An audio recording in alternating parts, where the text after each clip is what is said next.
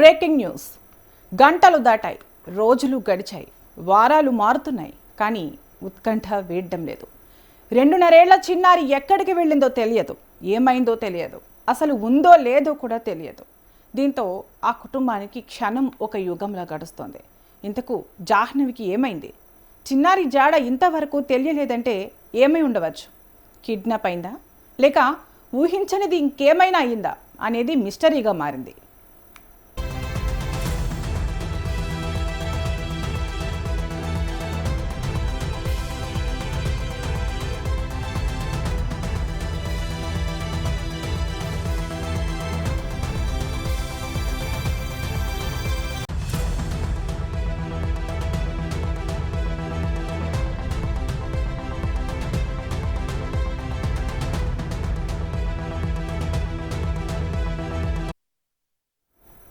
కాకినాడ జిల్లా తునిలో కలకలం రేపిన 2 ఏళ్ల చిన్నారి జాహ్నవి అదృశ్యం కేసు రోజురోజుకు మిస్టరీగా మారుతోంది.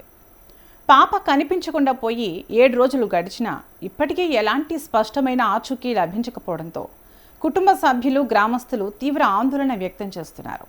మరోవైపు ఈ కేసులో కీలకంగా ఉన్న పెంపుడు కుక్కకు GPS ట్రాకర్ అమర్చి తోటలోకి వదిలారు పోలీసులు.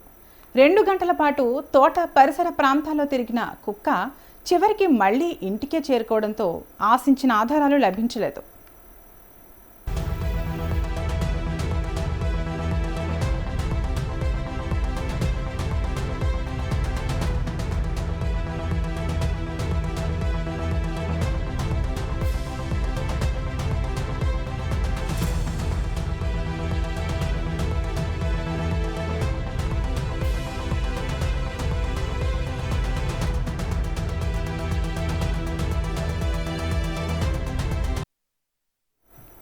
జాహ్నవి వెంట వెళ్లిన కుక్క మంగళవారం మధ్యాహ్నం తిరిగొచ్చింది. కానీ చిన్నారి మాత్రం ఇప్పటికీ తిరిగి రాలేదు. దీంతో చిన్నారి కుటుంబ సభ్యులతో పాటు స్థానికుల్లో ఆందోళన పెరిగిపోతోంది.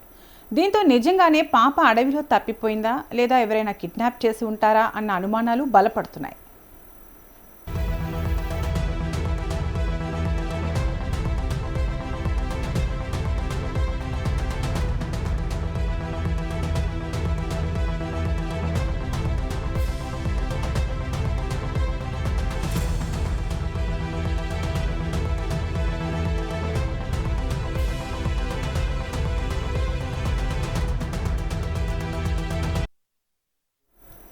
జాహ్నవి కుటుంబం ఉంటున్న పామాయిల్ తోట దొండవాక పంచాయతీ CH అగ్రహారం పరిధిలో ఉంటుంది. ఆ తర్వాత నుంచి కొండ ప్రాంతం మొదలవుతుంది. ఇప్పటికే కొన్ని కిలోమీటర్ల రేడియస్లో అంతా గాలించారు పోలీసులు. దట్టమైన పొదలు, నేలబావులు, చెరువులు అన్నీ వెతికారు. డ్రోన్ కెమెరాతోనూ అణువణువు శోధించారు. పాప మిస్ అయిన తర్వాతి రోజు కొండ ప్రాంతాల్లో భారీ వర్షం పడడంతో ఎక్కడైనా మట్టి పెళ్లలు విరిగి పడ్డాయా, అలాంటి చోట చిన్నారి ఉండొచ్చా అనే అనుమానంతో అక్కడా గాలించారు. కానీ ఎలాంటి క్లూ లేదు.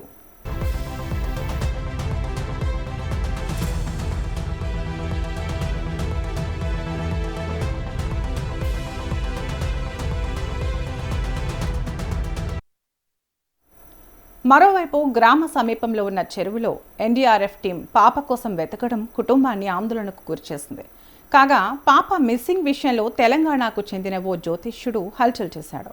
పాప ఇంటికి వెళ్ళి తాను పూజలు చేస్తే పాప నడుచుకుంటూ తిరిగి వచ్చేస్తుందని, లేదంటే ఆశలు వదులుకోండంటూ ఆ కుటుంబాన్ని భయాందోళనకు గురిచేసినట్లు తల్లి భవానీ ఆరోపించింది.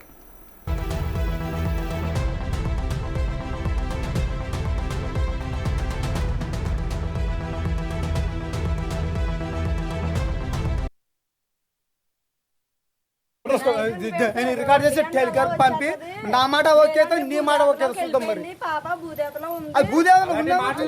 అలాంటి మాటలు మాట్లాడుతున్నావు, అదే కదా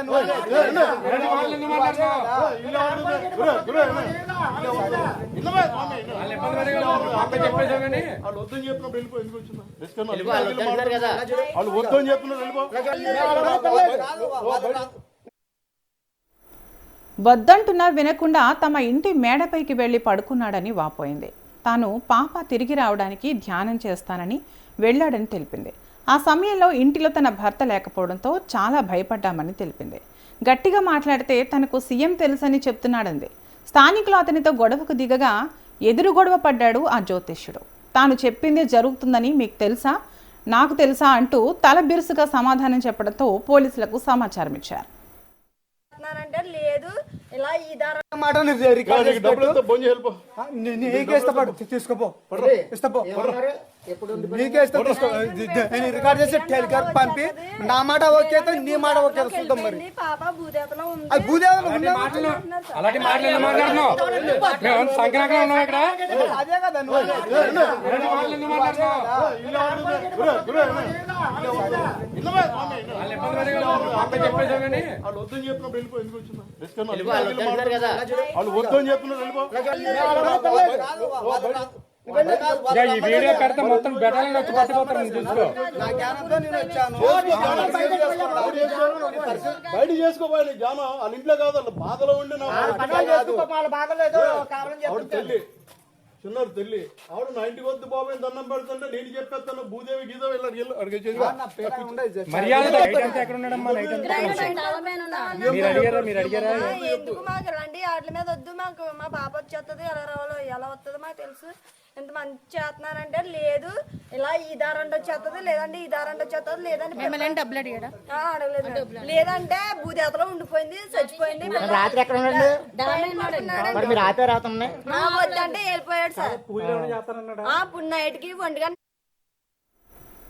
పోలీసులు తోట పరిసరాల్లోనే గాలిస్తున్నారు తప్ప కిడ్నాప్ అంశాన్ని సీరియస్గా తీసుకోవడం లేదన్న విమర్శలు వినిపిస్తున్నాయి. పట్టణంలోని బస్టాండ్ తప్ప మరో చోట గాలించడం, సీసీ కెమెరాలను ట్రాక్ చేయడం వంటివి ఎందుకు చేయడం లేదన్న ప్రశ్నిస్తున్నారు స్థానికులు. మరోవైపు జాహ్నవి కోసం ఎదురుచూస్తున్న కుటుంబ సభ్యులకు మాత్రం ప్రతి క్షణం ఒక యుగంలా మారింది.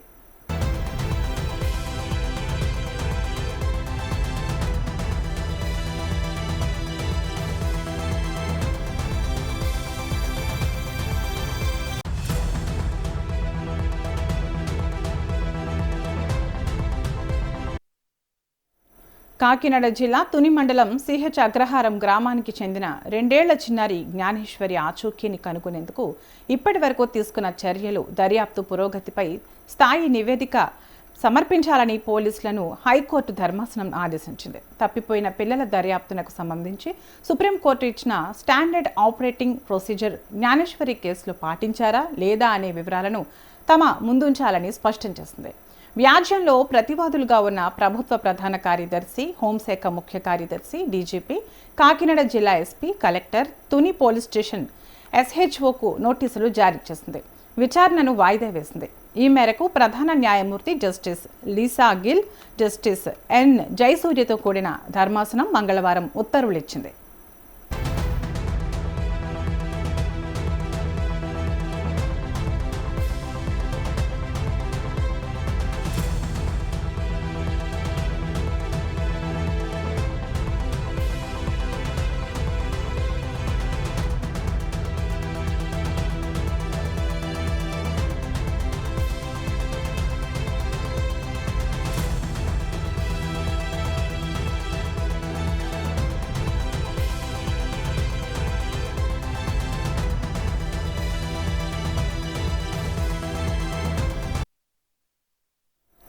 పోలీసులు తోట పరిసరాల్లోనే గాలిస్తున్నారు తప్ప కిడ్నాప్ అంశాన్ని సీరియస్గా తీసుకోవడం లేదనే విమర్శలు వినిపిస్తున్నాయి. పట్టణంలోని బస్టాండ్ తప్ప మరో చోట గాలించడం, సీసీ కెమెరాలను ట్రాక్ చేయడం వంటివి ఎందుకు చేయడం లేదని ప్రశ్నిస్తున్నారు స్థానికులు. మరోవైపు జాహ్నవి కోసం ఎదురు చూస్తున్న కుటుంబ సభ్యులకు మాత్రం ప్రతి క్షణం ఒక యుగంలా మారింది.